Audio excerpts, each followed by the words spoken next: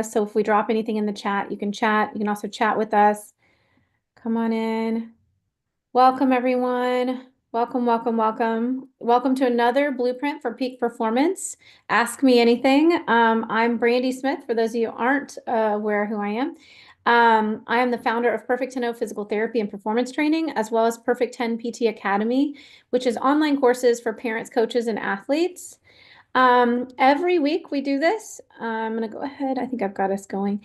Every week we do this. We have me, we have various experts that come in. It's a blast. It's all here to help you guys learn more and become the best coaches, best Messenger. parents, best athletes that you can be. Facebook Messenger. Go ahead and accept panelists so that you can join. And being a panelist doesn't mean that you have to have your video on, doesn't mean you have to talk, but it does give you access to our chat. You can still use the Q&A feature, but we definitely like to have lots of interaction. All right, you guys, welcome, welcome, welcome. For those of you that don't know me, I'm the founder of Perfect 10 Physical Therapy and Performance Training, and I was a former two-time national championship collegiate gymnast. And in my journey with being a gymnast, I dealt with fear, I dealt with injuries, I dealt with some eating issues. And of course, I was trying to reach my goals of becoming a collegiate gymnast. So I learned a lot along the way. And in that process, I became a physical therapist and a performance coach. And I now work with athletes all the way from recreational athletes all the way up to Olympic level athletes. And I've been speaking and teaching with USA Gymnastics and Texas Gymnastics since 2008. And so I've been doing it for a while, and I love to help you guys. And along the way, I've had the blessing of getting to know and learn from a lot of different people. And part of this excitement of coming here is getting to kind of reconnect and bring in some of my favorite people in the world and talk about performance and their specialties and how they view things. And I love to just take all this information and have a lot of tools in your belt that come together to create optimal performance for yourself and your athletes. So that being said, this week I'm super excited to have Antony Lo. He is a physiotherapist from Australia. He is the Physio Detective on Instagram, if you're looking for him, Instagram and Facebook. And he's got a whole slew of things underneath his belt. He's an educator. He does podcasts from Australia. He also works at the junction of musculoskeletal, ortho, sports, and pelvic health. So he helps really amazing women get back to very, very high levels of sports. When I first met Antony, my like, well, why do I want to meet Antony? What do I want to get out of this? And it was that I was intrigued by the fact that Antony teaches people how to move heavy loads effectively and efficiently. And I thought that's gymnastics. That's like everyone I work with. How do I move heavy loads or move my body with heavy load in order to achieve something? And how do I do that with my pelvic floor functioning properly, with good with the optimal mechanics I can get so I can be the most efficient and effective. And when Antony came into my world, he changed my perspective.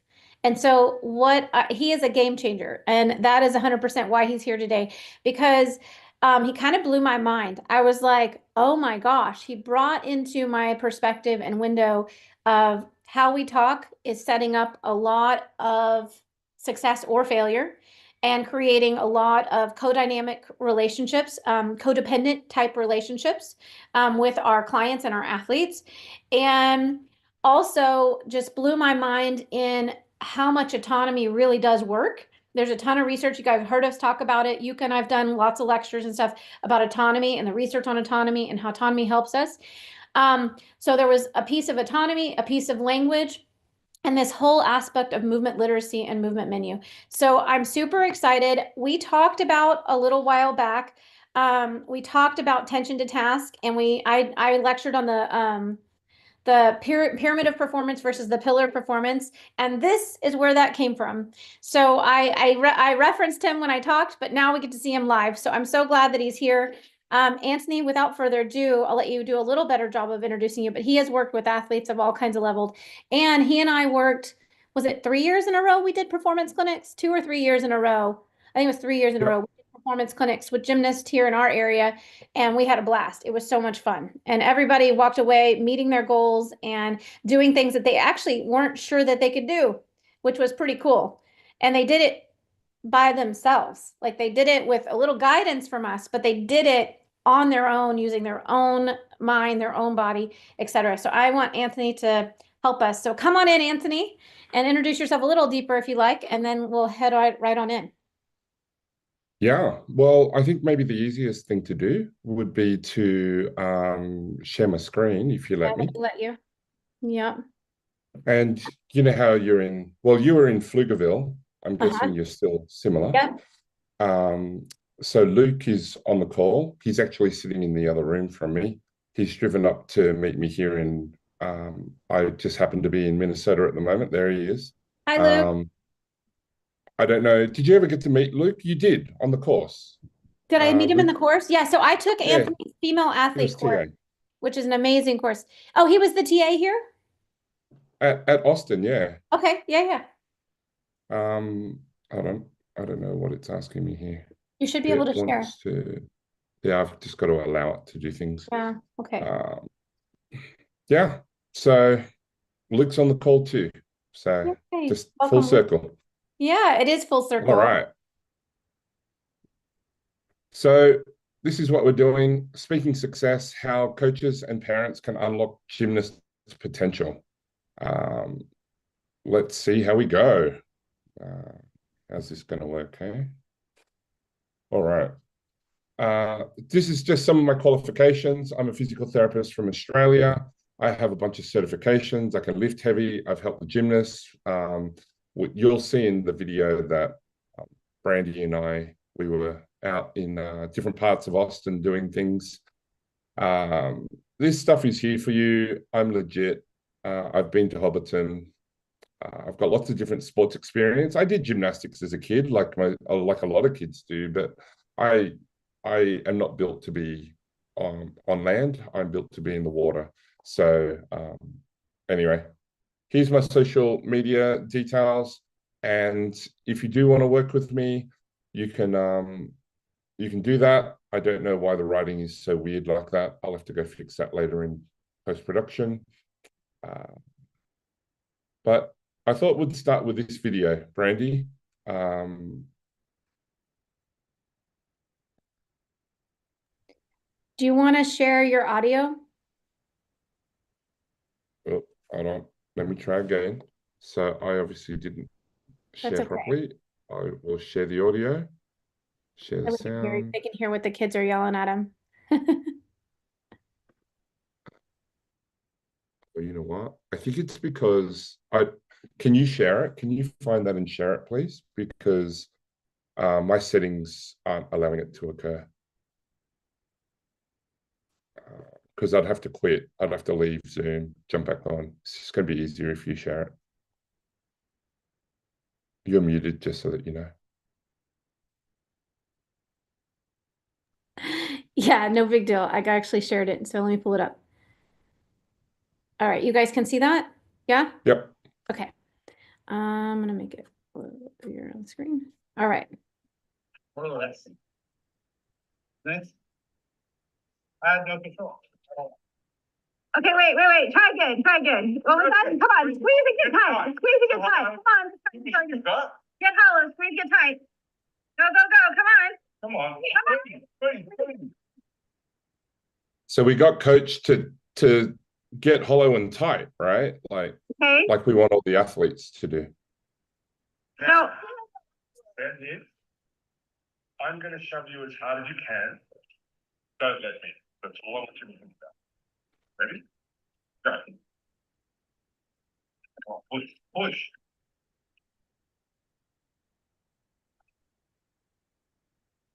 Feel it? Yeah. It's that is a lot easier to relax. So's landing.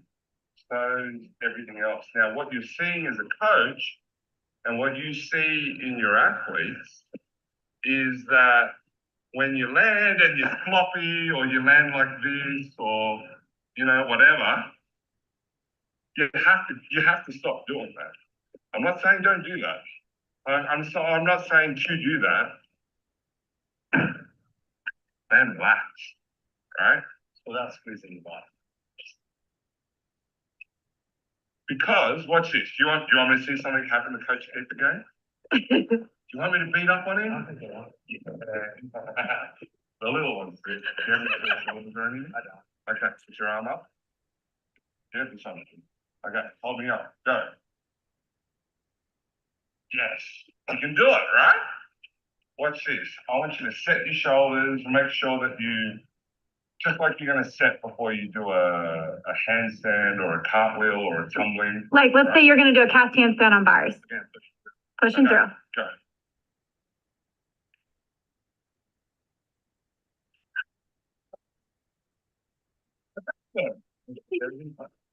It's like kryptonite. It doesn't work. And you're not weak, right? Right. And your athletes aren't weak. Your athletes might be trying too hard. So, Morgan, I'm interested about your knees. Right. So with that, let me just share my screen. So with that, what I was trying to show is that when you hold hollow, that's good. And when you saw me push Coach around, hold on, I'm just going to turn this volume down, because whilst you might not be able to hear it, I can hear it. But when I got him just to hold me and pushed hard, you can see that Coach is able to hold that position and he's not losing position and he's still able to do it. So it's the Goldilocks zone. So tension to task is really about how much tension do you need to do something, and then harder is not betterer. If a little bit is good, lots of people think, well, then doing more is better. But I don't think that's right. Like, more is not more. And so you want the least amount of tension for the task to do that. And that's why we know what this is, because when people are doing the hardest things, we say they make it look easy. They don't make it look easy because they're stiff. They make it look easy because they seem relaxed. And we know how hard it is. And they're making it look easy because they look relaxed while they're doing it. If you watch a 100-meter sprinter like Usain Bolt, when you watched him run, he looked effortless when he was doing it. Now, he had plenty of tension. If you're not going at nearly 100% tension to fly out of those blocks, I would argue you're not trying your best. But not 100% tension the whole time. Otherwise, he wouldn't be able to go fast. So it's the tension for the task that we're looking for. So let me ask, what would you like to cover today? So if you could humor me and put in the chat or the Q&A, whichever one, let us know what you'd like to get out of today in terms of speaking success. So coaching cues, how to speak to athletes, in terms of cueing as well. I've got some slides on cueing. I've got a whole bunch of slides if you're interested. So, or Brandi, you could start by asking me some of the questions and we can get conversational. Well, I think one of the things that I would like to kind of talk about and things that kind of blew Keith's mind was that idea that what we asked the girls to yell at him was all the common cues that Keith would give them, right? So they were saying squeeze, get tight, get hollow, push through, squeeze, get tight. They were overly saying those things. And when he did those things, you pushed him over like a, feather in the wind, right? But then when you just told him, hey, what did you say? I'm gonna push you over, don't let me, right? I'm gonna push you over, don't let me. And his body naturally reacted to that tension to task. The task was, don't let Antony push me over. He's a big guy. And the tension was the body's auto response to that without all these extra cues that were being given to him. And so I think what blows a lot of coaches' minds, I'd like to maybe have you speak on it, because you guys have to realize that Antony works with like Olympic weightlifters and CrossFitters and people who move really heavy weights and all levels of athletes, from gymnast all the way up to soccer, track, running, all of these things. So we have an encyclopedia here that we would like to pick your brain on as to, like, can you explain more what that might look like in a coaching scenario, where, so like during the performance clinics, we would ask the athletes, what does your coach normally tell you? And then we would ask, is that working? And they say, I still don't got it, right? Like I still can't. And sometimes the athlete had no frame of reference to what the coaches were saying. They'll actually say, like, he keeps saying to push through, and I don't even know what that means. So because we would ask them, what's your definition of what that means? And I see a couple questions. I'll pop them in, but I want to start this conversation. And so it was interesting because then we started to work with the athletes on what their definition and what it was in their mind that they thought needed to happen. And they started telling you how to do gymnastics. Remember, you told them, like, just teach me gymnastics, right? Yep. And so then from there, so can you kind of, how do we help the coaches? How do we help them break down this barrier? Because there is probably 70% of athletes that I run into actually have no idea what the cue actually means in their body. And so that cue that's being yelled at them, they're like, their body's either very confused and it just contracts everything, and then they're fighting themselves and they're weak and they're falling all over the place and they're not in their center of gravity. So can you take that and run with it? Okay. Absolutely. So the way that I see this work is that athletes do things, coaches see what they do, athletes feel what they feel, and then the coach is trying to help them improve. That we just assume the athlete, whether it's a gymnast or not, wants to get better. And I love working with gymnasts because they actually love working at getting better. Some of the most dedicated athletes that I see are gymnasts and dancers, right? So many hours in the gym. So it's not a lack of motivation. It's not a lack of effort. When I did one of those things, I don't know if you remember the girl, but she was trying to get a giant on the high bar. Yeah. And I had to tell her to stop, and she wouldn't stop. And I said, it's okay for you to keep going. It's your body. You do your thing, girl. But like, I think you need to rest because you're fatigued. You got to do other things. Anyway, Alexis, I think her name is. Like, she's amazing, right? She works so hard. And so I remember her from all those years ago. And it's not usually a lack of motivation. So the coach is trying to correct the things that they see. The athlete is trying to interpret that because they don't feel the difference. They feel that things are wrong. They can see on video that they're doing things that aren't working. The coach is trying to tell them to get more tension, less tension, keep this joint still, or you're moving through here and it should be here, your feet are moving apart, or whatever it is, right? Keep your feet together.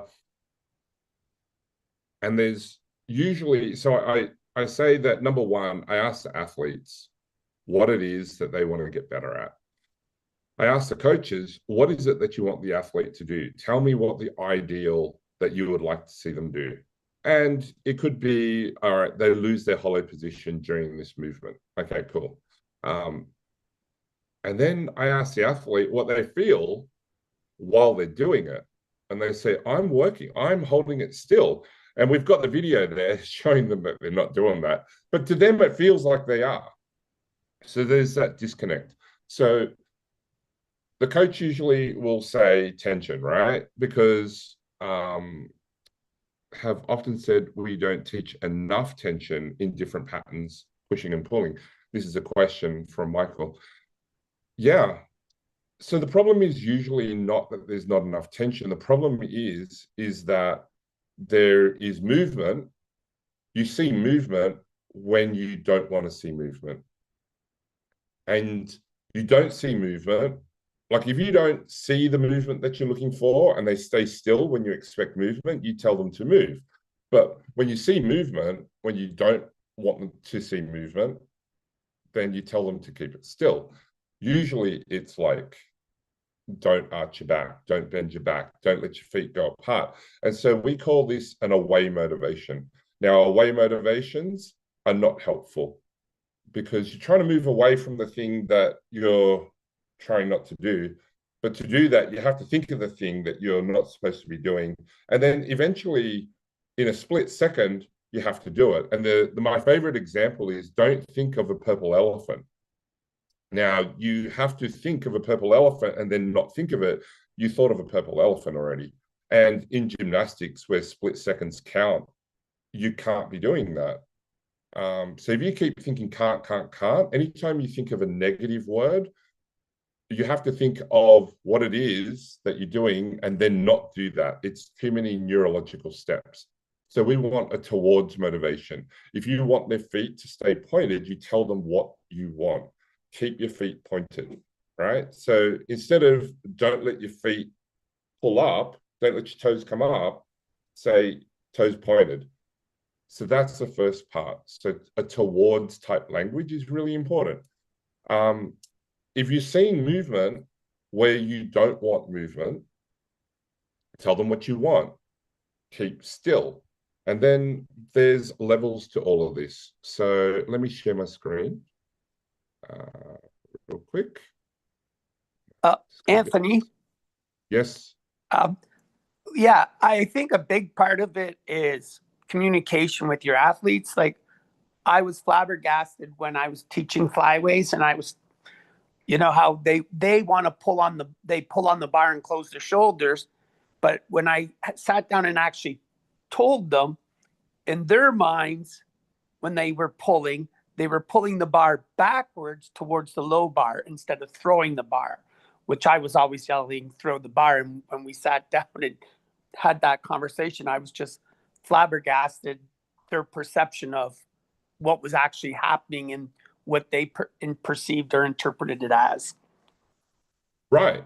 And you're right, 100%. Communication is the key. And this is what we're talking about, right? Yeah. There is another concept here that I'm just going to introduce. This is called the hierarchy of competence. And this goes for everybody. So the first one is unconscious incompetence. They don't know that they suck at whatever it is they're meant to be doing. They don't know that they're doing it wrong. And so we as coaches and professionals, we make them conscious of their incompetence. Now they know that they suck at doing that thing, right? But because we're good at what we do, we tell them how to do it. And now when they think about it, they can do it. And this is what we call conscious competence. Now, a lot of athletes live in conscious competence. And I think it's sad because I'm a coach as well. I coach court sports and field sports. I think it's really sad when athletes get told to do things to be consciously competent, and then they get told that they're overthinking things, you know? Because we taught them how to do it by thinking about it. And then you're like, you're overthinking it. And it's like, it's confusing as an athlete. I remember this because it's like, you told me I had to think about doing this, and now you're telling me I'm overthinking it. Well, if I don't think about it, then I'm not doing it. This is very confusing. So we have lots of people that are unconsciously competent. So Coach Keith, right? I said, don't let me push you over. Like, push back. And he could. He could. And he was strong. I tried to shove him pretty hard and he could hold me. And then I tried to get him to be consciously competent. All right, coach, make sure you switch this on. All the girls were calling out all the cues, right? All the athletes, because we had boys too. All the things, squeeze, tight, hollow, like all the things. And he became consciously incompetent. He couldn't achieve the thing that we knew that he could do. High performance is unconscious competence.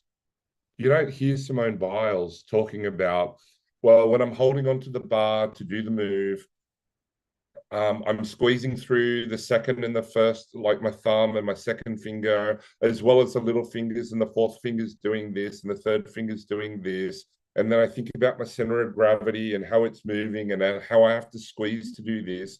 Like, she just executes. And that's unconsciously competent. You want to get to that. So when you see unconscious competence, they're not even aware of it. And I'm not sure you need to be aware of it. What you need to be aware of is how you're currently doing things and then where you need to be. And so the idea is to do things in a way that is as external as possible. So, for example, cues are just words and actions to get somebody to do what you want them to do. So a successful cue is the one that works, okay? Now, all of these can be successful cues. However, the research would indicate that there's a hierarchy. There's an order of worst to best. So narrow internal cues are things about body parts and doing stuff with body parts. So if you think about it, squeeze your glutes, squeeze your abs, ribs down. These are all internal cues. They're all to do with your body. And so they're the worst type. But these are the easiest. These are the easiest. Squeeze your glutes. Everybody knows that.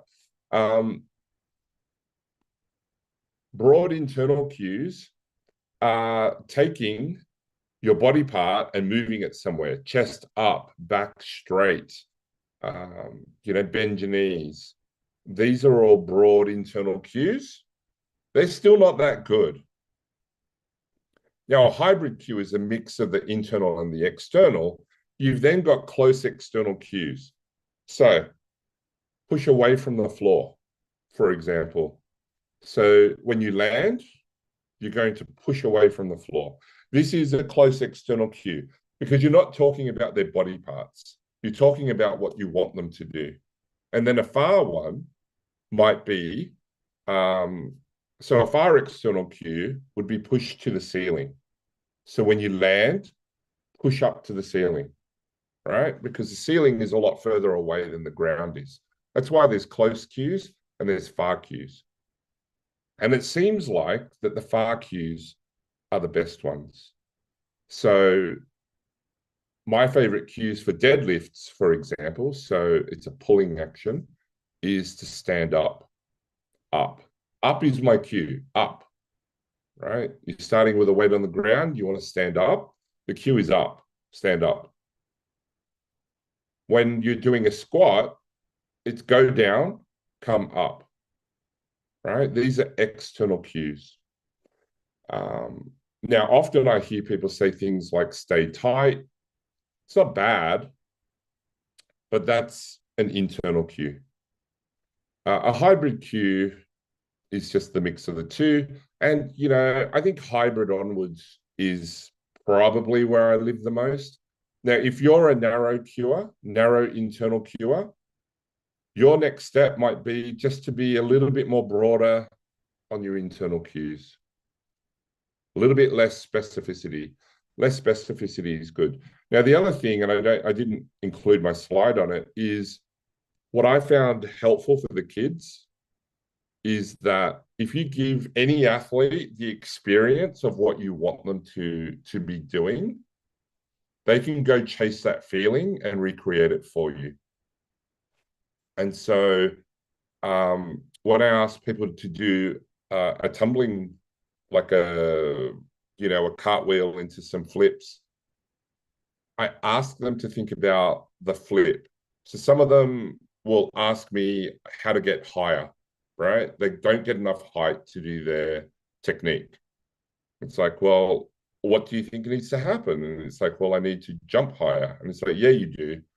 But what does it feel like at the moment? And quite often they'll tell you that they feel like they can't spring. They don't have, like, it feels like something's giving. and they don't have the bounce or the spring to get up high. And when you give them the experience by changing something, so long as you get the spring that they're looking for, they'll know that it's possible and they'll work with that.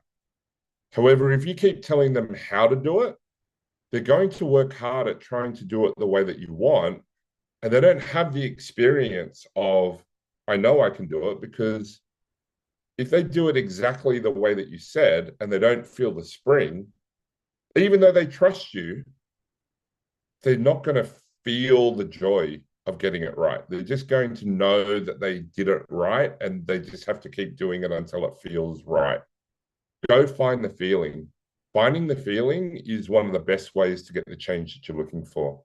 If you can show people how it feels to do it that way, and it may not be through gymnastics technique, you have to get creative with what that feeling is, getting them in that position and being able to generate success. And this is where it just takes practice. Just like gymnastics takes practice, you start with small skills and you get mastery and you build up on them. So too does it take skill and practice with your language and your communication. And the first step is actually asking them what they feel in their bodies. And they may not know. Listen, they're kids, most of them. And they'll tell you, I don't know, because they're scared of being wrong.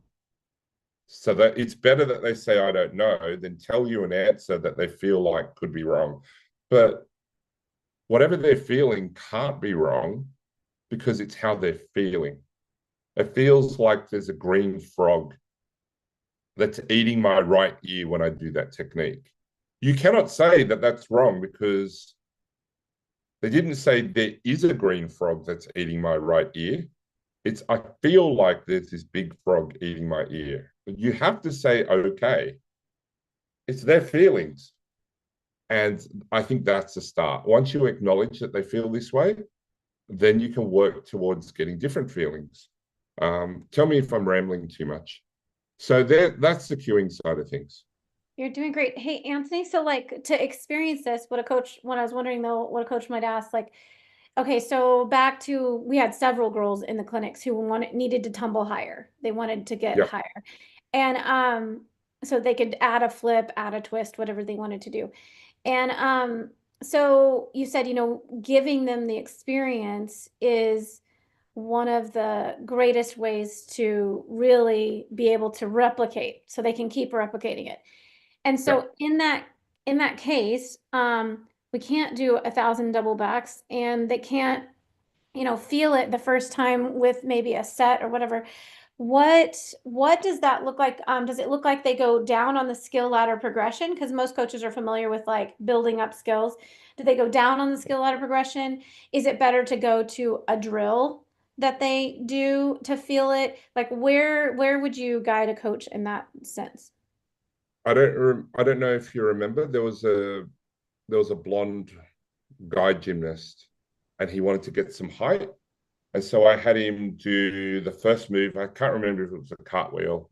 Was he one of the high schoolers? Was he one of the high schoolers? Yeah. Okay, it was Colt. That was cool. Yeah, yeah. Yeah. And so he did a cartwheel into like a back handspring. Oh, round and off then I into a had back him handspring. Yeah. round off into a back handspring. And then I just had him do the bounce into the air, but without the flips. Mhm. Right? And he could tell by that if he got it right or not. Right? So I'm guessing a round off into a back handspring is like basic. You could do those all day. Yeah. And then hitting that bounce and up, he could tell straight away if he had enough power, because they feel it in their bodies. And then for him, I don't know if you remember, but he had that look on his face of, oh, Yeah. like he got higher. Like you could just see that he got the height that he was looking for. That's it. That's the experience. So I didn't need him to do the flips. He needed to feel that he had the bounce so that he can work on the flips.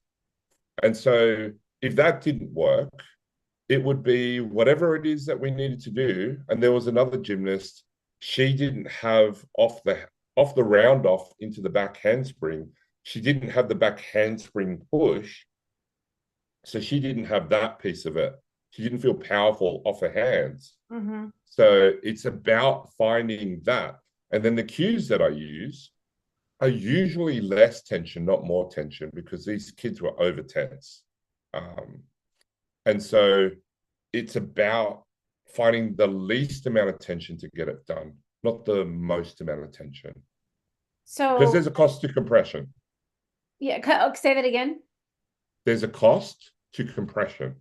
There's a So cost if to you keep, compression. right, if you keep squeezing things as hard as you can, eventually things don't like it. And you're going to feel this with swollen joints.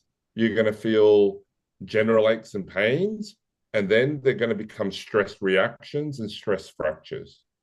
So stress reactions and stress fractures are the cost of compression.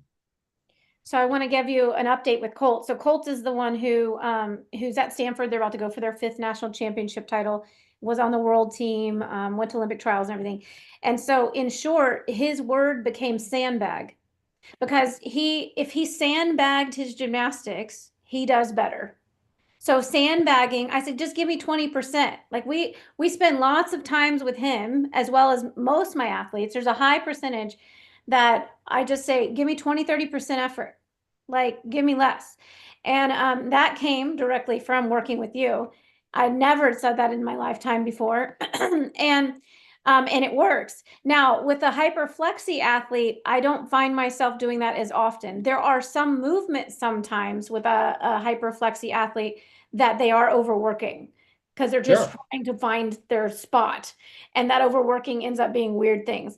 But more times with a hyperflexy athlete, which is the smaller percentage of the athletes that we work with, they need some cueing to improve tension, like to load. And usually for me, that's an experience. I usually put weights on them. I load them, I wrap them with bands, I do that stuff because it's an experience. It's actually not me saying work harder. Like I don't say that. I just load them and then say don't, like push the weight away. Like do the thing and put with this weight. So the interesting thing about stability is that people talk about the neutral zone or neutral posture and things like that. So the first thing to remember about gymnastics is that gymnastics technique is not the most efficient way to do something. Gymnastics technique is the hardest way to do something. It is the hardest way to do something.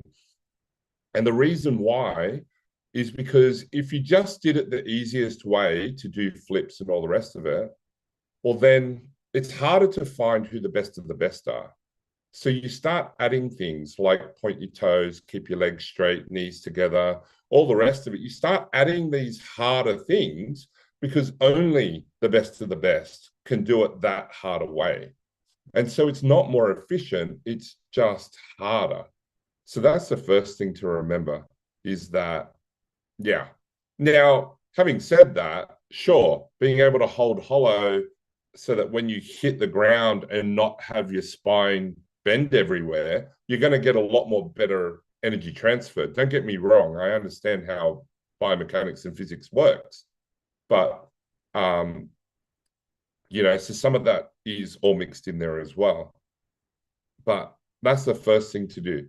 If you're trying to get somebody, because hyperflexible, really flexible kids, their joints naturally move and they don't even know that it's happening because you need to feel the resistance so that you can feel like you're staying still.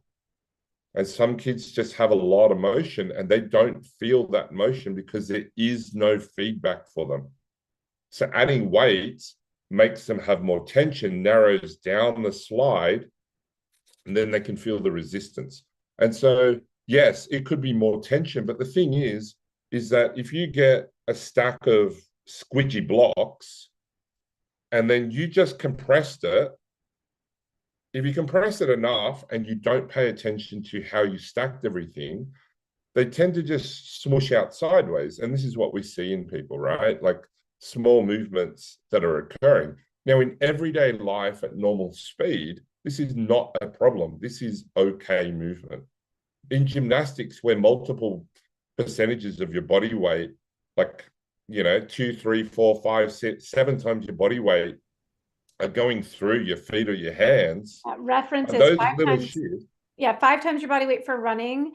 Back handsprings 5 times your body weight, and elite gymnast tumble up to 20 times, 22 times. 20.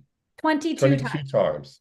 Yeah. 22 times their body weight. See? Yeah, just so it's multiple percentages, like multiple times your body weight are going through your joints like that. Those little shears make a difference because your body's going to adapt to it. And if it can't adapt to it, we call them injuries, stress reactions, stress fractures. So do they need more tension? Yes. Does consciously thinking about tension help? Sometimes, but you're rolling the dice. We've got to find experiences and ways for them to do it so that they can do it. Do you remember that athlete who was doing backward walkover on beam? She was an older athlete. She couldn't do it. She couldn't do it because, number one, she couldn't control her thoracic shift. Mm-hmm. And number two, she couldn't do it because she kept trying to control her thoracic shift with more tension. And then she was able to do it. And she didn't say so, but it's kind of embarrassing that you're, a few years older than these little girls. That she was in her teenage years and she couldn't do a backward walkover without falling off the beam. Like, that's kind of embarrassing. I get it. But her happiness when she was able to get it and have that experience is so important. And for her, it was teaching her when she did the shift, what that felt like in her body. So that when she was coming up to go over, she could feel like she was on track. And if she felt like she was on track, she did a beautiful backward walkover. I don't even know if I'm calling it the right thing, but what I'm it talking was a about, back walkover. I don't think it was a back Yeah. handspring. I'm pretty sure it was just a back walkover. It was a walkover. It wasn't a handspring. It was just a walkover. She Yeah. couldn't do a walkover. What was the cue? What was the cue that you gave her, or how did we help her get the experience? Because I remember her, but I can't remember what you did with her. It was basically like her ribs were going sideways. Yeah. So for her, it was long. It was long and even as she went over, and because you naturally have to place your hands in different positions, so you generate a twist. And so for her, it was controlling it all the way up so that once she got her hands into position, she had everything stacked nicely. But you didn't use the word control, though. You did not use the word control. You used the word long and even. Yeah. So I think those were her 2 words, long and even. Yeah. Yeah. And just as long as it felt different to how she normally did it, I was probably going to get closer to the goal. Because if she kept walking over and falling off the beam, well, then if she kept doing that same feeling, she probably will get the same result. So I had to get a different result. You have to go for a different feeling. It has to feel different. And we're looking for the one that makes them smile. And as soon as they get it, coaches and parents, well, probably not the parents, since parents are usually over enthusiastic anyway, but coaches, you need to make a big deal of it. It's like, yes, that's it. I knew you had it in you. That is so good. You should be proud of your stuff, right? Like massive amounts of positive feedback. If I remember correctly, we drew some attention in the gym during a couple sessions, and the athletes were also kind of surprised because remember several of the athletes would, like, maybe they were falling off to the left side, or they were like not quite getting up or whatever. And then they would do something different and they'd fall off on the other side, or they would rebound way far back and they still wouldn't nail it. And the athlete would look like defeated when they finished. Like, I still didn't get it. And they look over at me and Antony, we're like, yes, that was it. That's exactly what we want. And we drew some attention because we were giving praise for things that were not perfect, but they were different. And that kind of blew people's mind because we did that some of the athletes, we did that once, and then the next one they were straight on. Other athletes, we did it 2 or 3 times. And by the 3rd time, and I don't remember anyone going past 5, But after the third time or so, they were on. And then they were Yep. smiling because they were like, oh, yeah, this is it. This is it. I do it all the time with athletes where they get super confused because I'm praising something that's not looking good in their mind, quote unquote. But in reality, it was a different movement pattern and it was in the direction of different that we wanted. And 100%. yeah, I think The that that's the totally foreign. the trouble is that we want perfection in And we want it technique, and that's now. the goal. We want perfection Yeah. and we want it now and yesterday. And really, variability is the key. So let me just share my screen real quick. Before I forget, I'd like you also to tell me where imagery comes into this cycle that you had on there. Like, where does imagery fall? Like giving people, In this, in external QE, imagery, like we're sending, like, one thing that I like to see people like we're sending light out or draw, create a yep. rainbow with your leg as you kick out with your light, painting the wall or something, Okay, so you just gave me a few there. You know, you're painting a wall. Cool. That's external. With your leg, that's internal. You're now in a hybrid cue. Mhm. As soon as you talk about a body part, you're using an internal cue. As soon as you're talking not a body part, you're using an external cue. And it's interesting when you read the research, they did some research and sometimes they would talk about the body part, and then other times they would put stickers on the body part and they said to move the stickers instead of move the elbow, move the feet, and then move the stickers, which they attach to the feet. And just thinking about the stickers was enough to be external and got better results than thinking about the body part itself. So we've done this with Colt. I want to say, so we've done this with Colt and a couple of other athletes where they hold socks or they put socks loosely on their toes and the socks are flopping in the air. And we say like, I want you to think about the socks moving through the movement, like get the socks to move through the circle or whatever. It has changed their shaping and their what he calls rhythm. That's actually one of the ways he got really good rhythm on parallel bars is putting these socks, the ends of his toes, and just kind of, and another one he did was gripping socks. He took just a pair of socks and kind of gripped them with his toes while he did, and it created an external like focus. Yeah. You can do this with nail polish, Brandi. Nail polish. Like, oh, that's brilliant. Just move the glitter. Like move the glitter and just paint glitter on their toes. Do you know what I mean? Like it's external. I know it's their toes. Don't ask me why it's different. We just know that it is different. And so I hope that gives some examples there for you. Yeah. Right. Now, in the persistent pursuit of perfection, most coaches and gymnasts think about nailing the one way to success town. But the problem is, as you can see, is that you can derail too easily. And once you've derailed on that path, it's hard to get to the goal, success town, if your one way of getting there is blocked. Taking a road to get to success town introduces that variability because you can go by car or bike or horse or quad bike or motorbike. You can crawl, you can run, you can jump, you can ski if it's the right season. You can rollerblade, skate. There's many ways to get there. And variability is the key because being able to do things in other ways is great. Now, Moana 2 just came out not that long ago. And without spoiling it too much for people, it is a kid's movie after all. She gets told by one of the characters in the film that there's always another way. There's always another way. And, at the end, she finds the other way. And it's fantastic. I loved it. So that'll probably end up in my teaching somehow.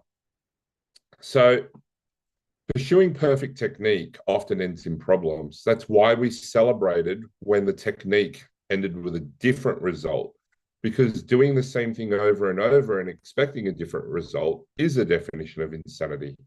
So lots of variety in a broad base of skills and results will lead to the higher performance, because at low loads, you have high variability. This is the pyramid of performance. And at high loads, you don't have as much variability, but you have some variability. And to get higher performance, you need to develop more variability at higher loads so that you can build even higher. So that variability and the ability to recover when you don't hit things quite right is high performance. And yet the pillar of performance is you're going to get this skill, you're going to dial it right in right now, whether you're warming up or you're doing your routine at high speed, high load, you're going to do it the same way all the time, no deviations allowed. And I think that's rough. I think you cannot build a pillar that high. Like, think of the Washington Monument. You cannot build the Washington Monument 5 miles in the air like you can Mount Everest. Mount Everest has a massive broad base that you can build a peak from. So a broad base of skills and variability allows you to dial in at the high end. And we know this in sport. The best athletes, like field sport, court sport athletes, have a lot of movement variability and movement vocabulary and movement literacy because they play many different sports, and specializing too early can be a problem. That's why things like dance and all the other things that you can do as a kid is helpful for your gymnastics, not just dialing in 1 hour on making sure you get that 1 foot into the right spot, you know. Lots of games, lots of variability, lots of fun, and you're working towards that. What's this next slide? Yeah, farmhouse analogy. You just got to find the limits at which they can do it and then lean into it, lean on those fences. Yeah, let's see what chat has to say. What have we got here, chat? So from Trista, how to get the gymnast to understand tension to task throughout the whole task. You have to break it down. That is, that it changes throughout. It does, not just one thing, one position. Agreed. The towards type of language. Yep. And also, tension to task is variable. Think, for example, if you are doing a giant on the bar,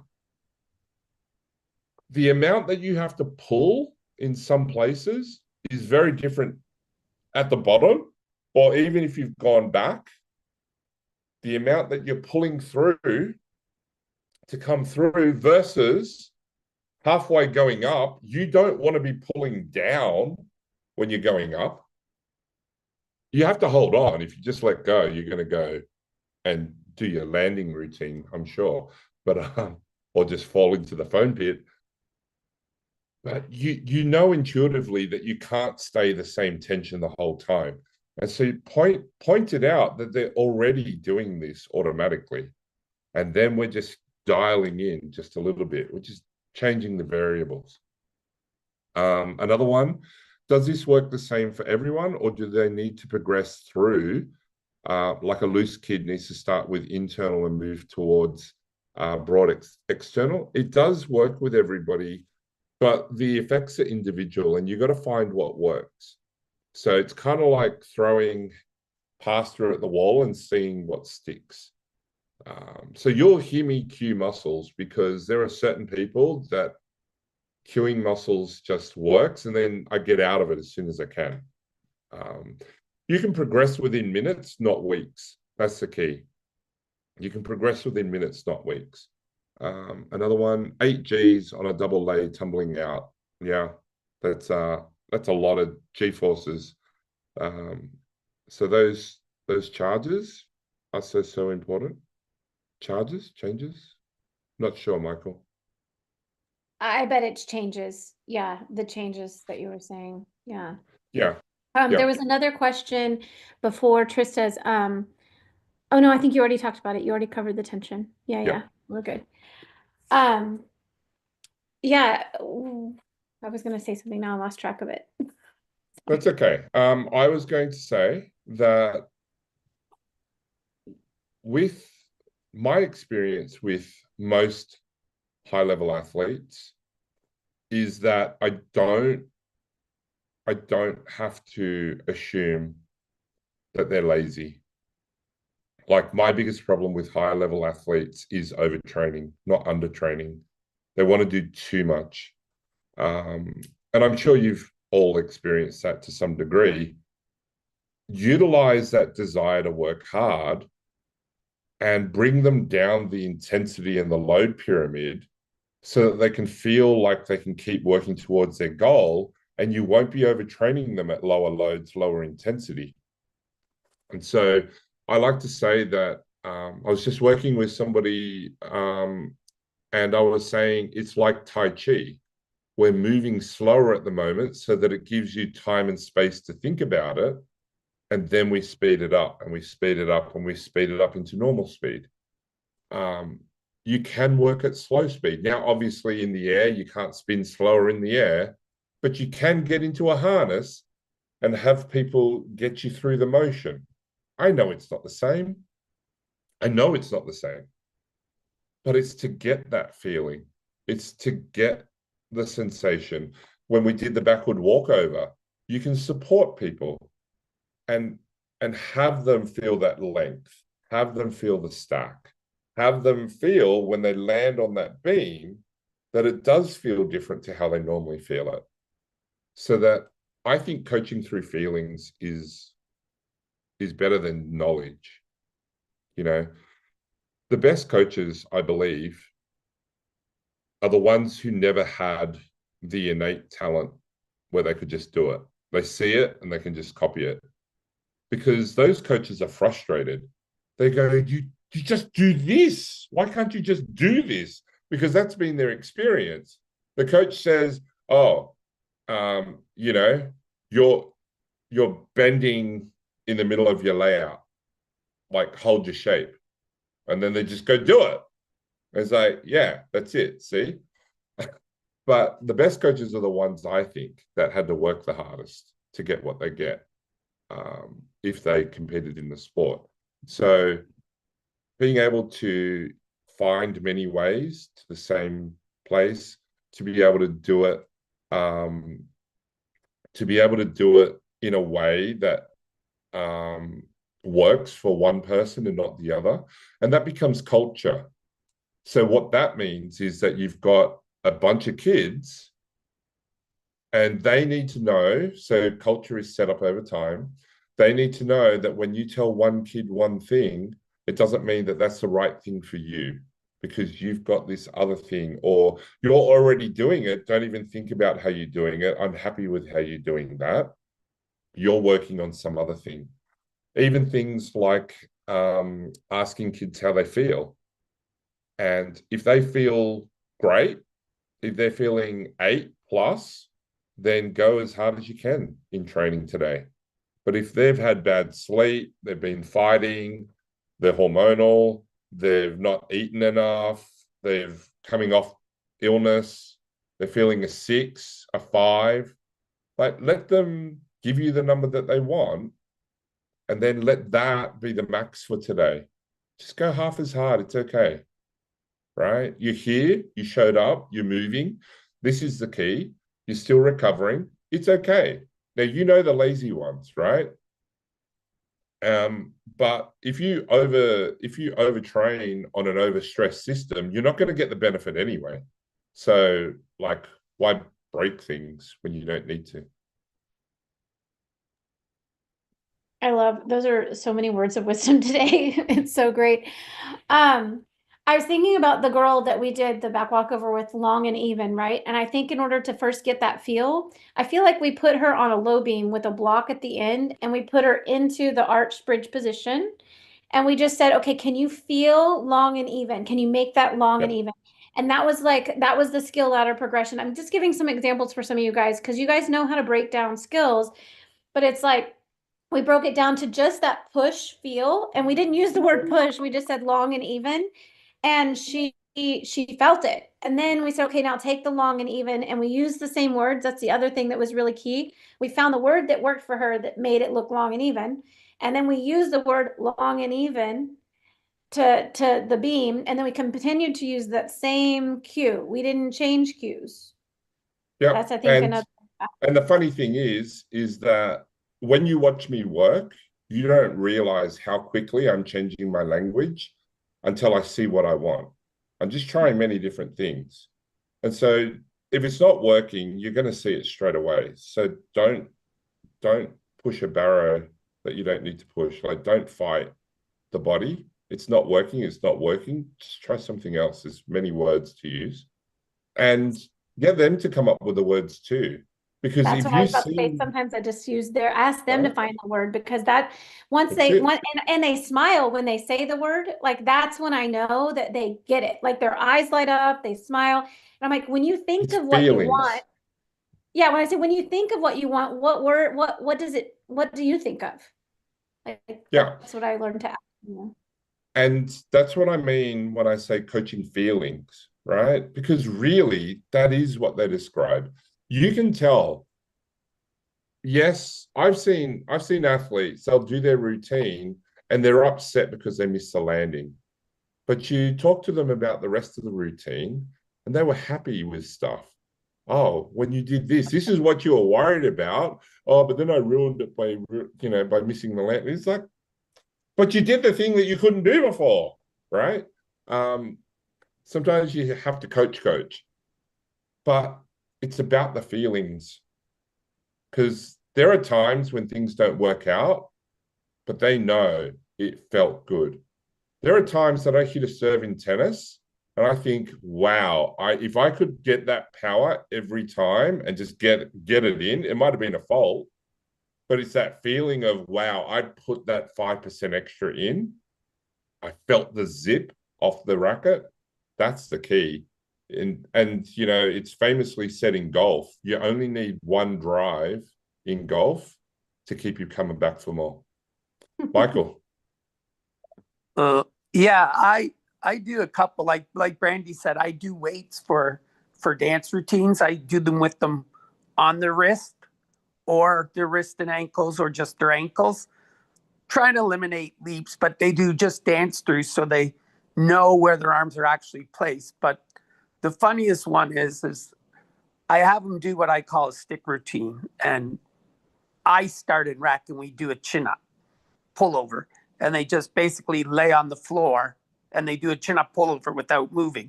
So they understand, okay, I'm pulling the bar to my nose. Now what happens from here? Like, a lot start wrong, right? It's like, do you start your kip like that? And then they look at me like kind of funny and like, no, your hands are in front of you. Otherwise you miss the bar.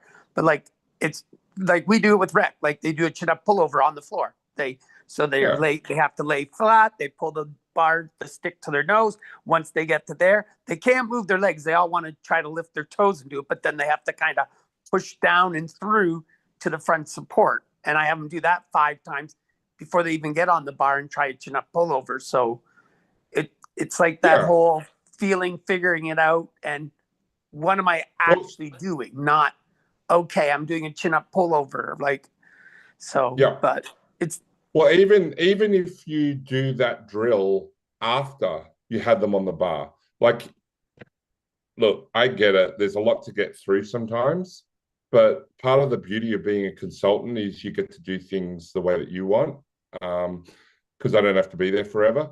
And so I would just say, this is a pullover. Just jump up and just try one. And some people are like, I don't know what to do. And it's like, well, this is what it looks like. Just try and do it. Because you need an experience. You don't know where you've come from if you don't know where you started. So giving them the experience of just trying it first, and then we can talk about how it felt and what they felt. Let them process that a bit through how it feels. And then let's try this thing where we lie down. Oh, so I was thinking I had to do this, but oh, okay, can I jump up on the bar and try it? Yeah, absolutely. Just go feel it again and let them take it, because the best coaches are the ones that say the least, right? They're the ones that, like, at least in weightlifting, they go, yep, no.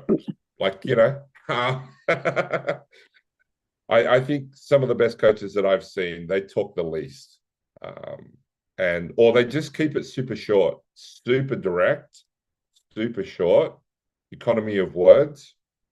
It's not what I've done today, but it's been hard. It's hard to shoot for what I don't know what the target is, right? So hopefully I've hit the target today for you all. Yeah, I think you did. I think you totally nailed it. Yeah, I love how part of, like, on the neuroscience side of this, we talk quite a bit of what's going on, but we're not robbing the athlete of the learning journey by what you just said, by what we just said, by allowing them to experience and then giving them, another experience and where am I and where am I headed. We're not robbing them of a piece of that journey, which I think that in my experience comes to play when they get to higher levels. So if they have a really solid foundation of the journey of their learning of the foundational skills of whatever you're doing, and I even think it boils down to foundational, like, movement literacy, right? Like squatting in varieties of ways, push-ups with hand positions in varieties of ways. So when Antony was talking about that bottom of the pyramid of performance, you guys heard me speak on that. It's doing that. It's creating some variations in our movement patterns so that I can land with my legs turned out. And even though it's not a good experience for my knees to come in and et cetera, I can survive it because I've done it before. I've worked it. But yeah, so like creating, even in that foundational movement stuff, that learning experience where they get to process that process. When an athlete has had that experience, when they run into a hiccup at a higher level, for me, what I've seen, and Anthony, I'd love to see what your experience is on that. It's easier for them to jump back to that highway that they created of movement, and then build from that than it is for when there's like missing pieces. When there's some missing pieces because I've come in and said, no, I want you to do it this way without a whole lot of experience. That makes sense. Like, not robbing them of the experience. It's They have some gaps in their learning. it's called resilience. Yeah. By doing this, we're generating resilience, right? And I just start with a default. They're strong, capable, adaptable, resilient. And resilience to me is being able to bounce back from that, from the less than ideal positioning that you find yourself in. And that only comes by training. If you only train for the one way, you don't know what to do when it doesn't go that way. Mm-hmm. So, yeah. I All think that's right. a great place to leave it. Anthony, thank you so much for talking with us today and helping us build our coaching language and resilience. I love it. Do you want to pop up how they can work with you? Because you do consulting. He does consulting for gyms, individual athletes, all of the above, and it's all online. And he also can come into the gym as well. He's clearly here in the US right now, which is why we're blessed to have him. But he comes in, he's done clinics with me, and he does a ton of virtual consulting. You've been doing virtual for ever, for a long time. Yeah, before COVID, Yeah. I've been doing virtual since 2013. Yeah. So yeah, I've been doing virtual consults for a long time now, 12 years. Yeah, back when Skype was like that's when I started too, around then, and Skype was the Yeah. like dropping all the There was time. no such thing as Zoom. It was Skype. Skype. Yeah. And Skype would drop all the time. Yeah, I know. Yeah. So if you guys want to work with Antony, click on the QR code there. He's amazing. He's great for both teams and individuals. So yeah, check him out. And Thank you.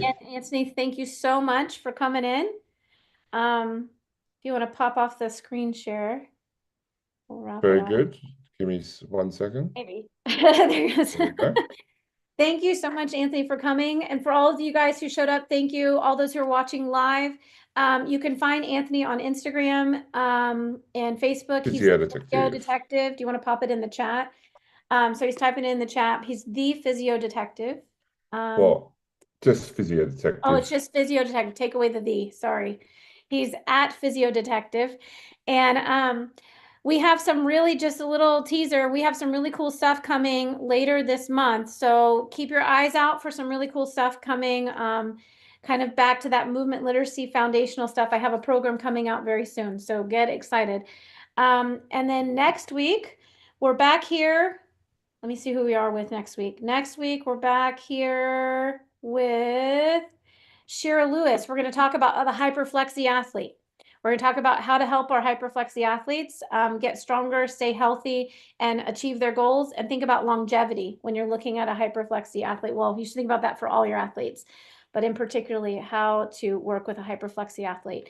So join us, same link to register, you guys. And again, Antony, it's so great to have you. Not joking, guys, totally changed how I think, how I work with athletes, and believe it or not, how fast I get results with Antony. It seems slower, but you get there faster. Yeah, from the beginning, you think you're going to do slower, and it is not. It is way faster. Like things that would take more, like in those sessions, we never had every session, every kid met their goals. And Yeah. and these were things that these kids were pounding for months and could not figure out. And they came to us in one, where we were there just 1 hour, 2 hours. I don't It remember. was 2 hours. 2 hours. 2 hours. So 1 2-hour session. Every single one That of was those fun. kids met their goals. It was so much fun. I can't It wait was for you so to come much back. fun. We have to do this again. Yeah, Yeah. I'm happy to. All right. All right. Thank you, Antony. Thank you. Bye, everyone. See you later. See you guys next week. Thank you. Bye.